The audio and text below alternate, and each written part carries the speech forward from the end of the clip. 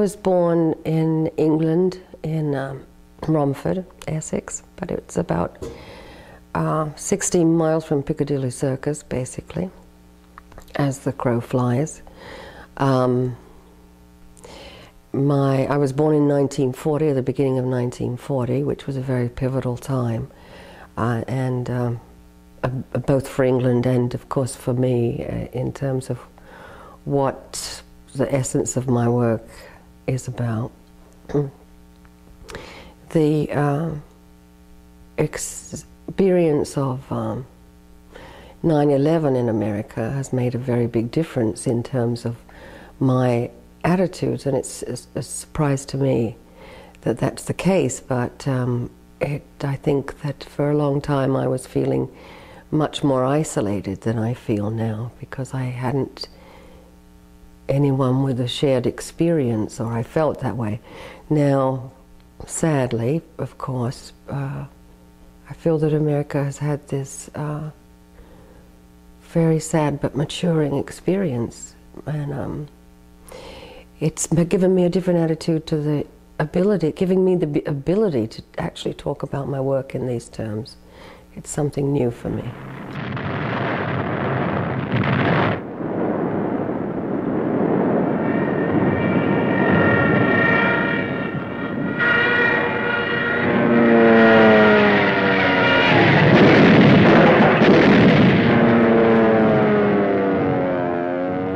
The war experience, was definitely a pivotal part of what had to be expressed, and it wasn't really, it was definitely not limited to my experience. I mean, it was a kid's experience, you know, sucking up all the fear and anxiety of the adults around her, and so a lot of that is in the work, and a lot of it came out. It was not me thinking, oh, I remember so and so, and now I'm going to do something. I'm going to paint something, or I'm going to draw something about it. It came out in very abstract, compulsive, lot of work, but very abstract work, and it wouldn't be until I sat and looked at it and that it would then be telling me something. It would be showing me, and I don't think that's just from memory.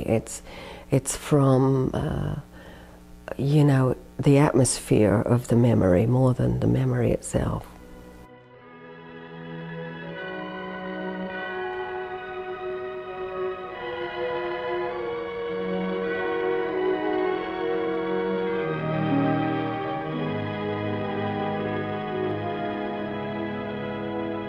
So much of my sense of those war times was women getting letters or telegrams and knowing that their husband or sons had been missing in action or dead, and so what would happen in the street, in the road, would be that the women would come out of their house holding this telegram, and the other women, including my mother, of course, would go down almost like on cue, and would go running into the street and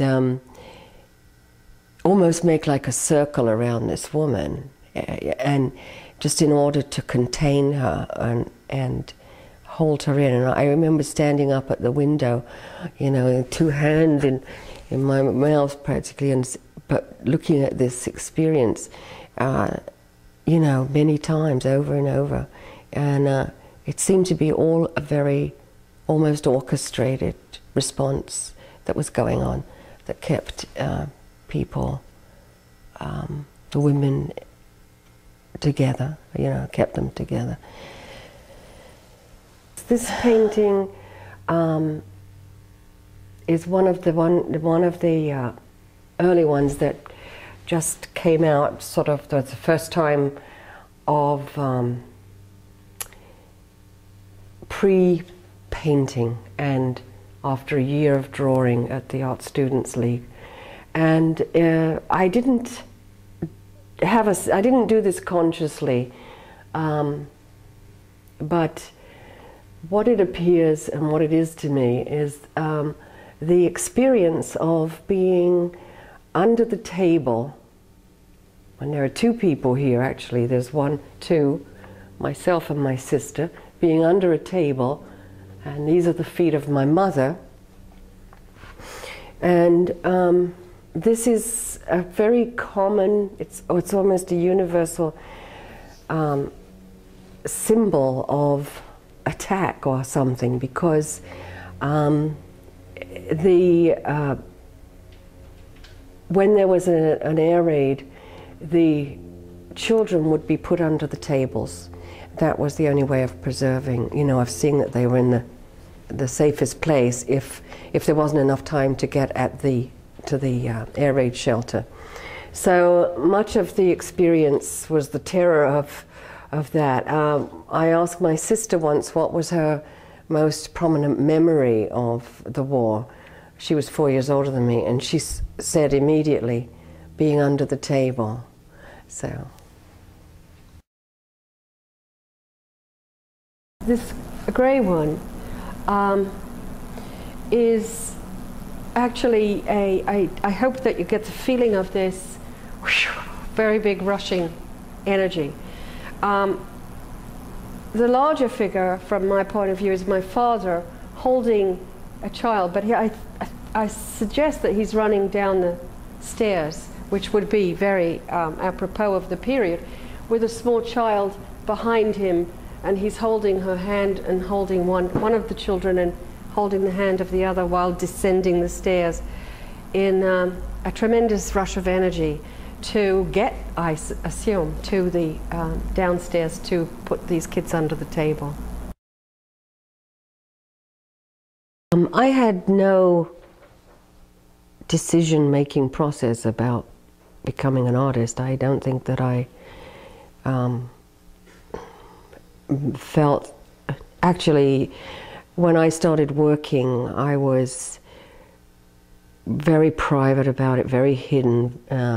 And one of the reasons is it wasn't the time. I mean, it was the time. Women didn't really do that. And I didn't come from the type of background where anyone did that. I mean, we didn't have a house that had books in it and paintings or anything. So I said my main visual stimuli in terms of what was in the house was black and white photographs of all the men who died in the First World War and the Second World War, and that was basically the culture of the family. But I very secretly started drawing and doing things. I mean, I was afraid to show people. I was afraid to even look at it myself. So I worked for many years like that. Eventually, I still didn't have a sense that that there was something important to be said. I still didn't have a sense of that. I was just doing this and doing it in a very quiet way. After many years of working in sculpture in different media, I was in the final analysis, I was working with steel and plaster and different things. But what I ended up doing, and felt a tremendous need to learn anatomy. Suddenly it was I had to learn something, and I had to also learn. I felt I needed to express more. I didn't know what it was, certainly, but I felt that I needed some sort of a format or ability to do that. So I started going to the Art Students League. This was early 70s.